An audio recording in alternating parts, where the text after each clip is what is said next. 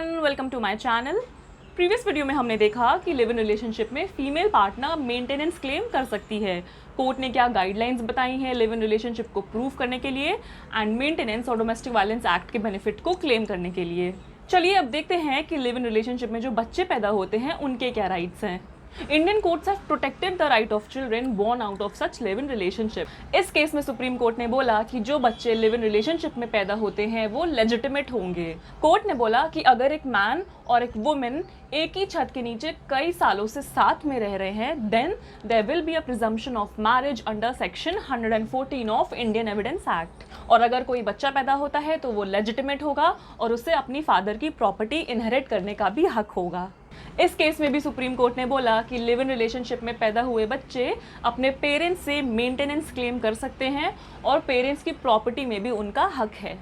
Kerala high court ने इस judgement में बोला that a child born in live-in relationship will be recognized as a child born to a married couple for adoption। इस case में भी supreme Court ने बोला कि लिव इन रिलेशनशिप कोई वॉक इन या वॉकआउट रिलेशनशिप नहीं है। लिव इन रिलेशनशिप में भी जो बच्चे पैदा होंगे वो लेजिटिमेट होंगे।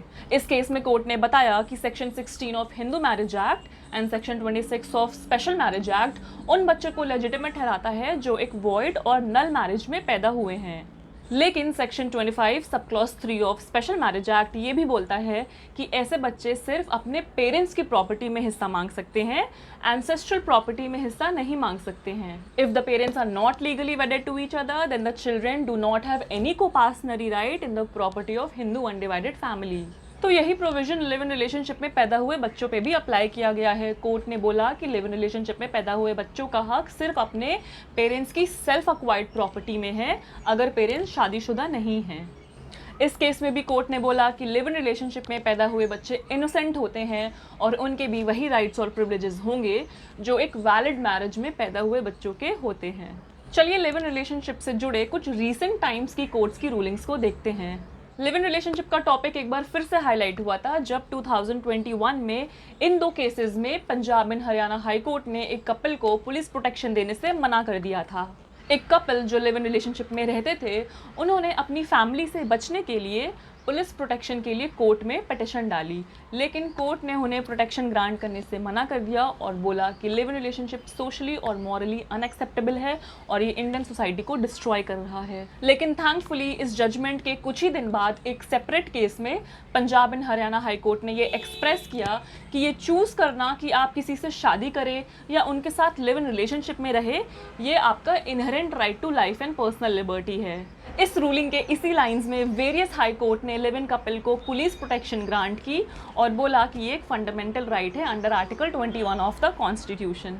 इस केस में एक लिव इन कपल ने पुलिस प्रोटेक्शन के लिए पिटिशन डाली। इसमें जो लड़की थी वो माइनर थी, यानी 18 साल की उम्र से नीचे थी। कोर्ट ने प्रोटेक्शन देने से मना कर दिया और बोला कि एक माइनर लड़की का एक अडल्ट लड़के के साथ रहना मॉरली और सोशली एक्सेप्टेबल नहीं है सोसाइटी में। लेकिन कोर्ट ने यह भी बोला कि अगर उनकी जान को खतरा है, उनकी ज़िंदगी को खतरा है, तो वो पुलिस अथॉरिटी के पास जा सकते हैं। इस केस में कोर्ट ने बोला कि अगर एक आदमी दो औरतों के साथ रहता है जिसमें से एक उसकी वाइफ है और दूसरी से उसने शादी नहीं की है, तो ऐसे केस में हमेशा वाइफ का स्टेटस लिव इन पार्टनर के स्टेटस से ऊपर रहेगा। इस केस में भी कोर्ट ने बोला that live in relationship between a married and unmarried couple is impermissible. In cases में कोर्ट ने बोला कि live in relationship socially acceptable होगा and that court should not जज couples decision to reside together without sanctity of marriage and that living together without marrying is not an offence. तो हमने देखा कि जुडिशियल ओपिनियन में बहुत बड़ा gap है। कभी किसी जजमेंट में कुछ बोला गया है, किसी और जजमेंट में कुछ और बोला गया है, लेकिन कोर्ट हमेशा प्रिजम्पशन ऑफ मैरिज के फेवर में रहा है। तो आपको ये प्रूव करना होगा कि आपका relationship in the nature of marriage है।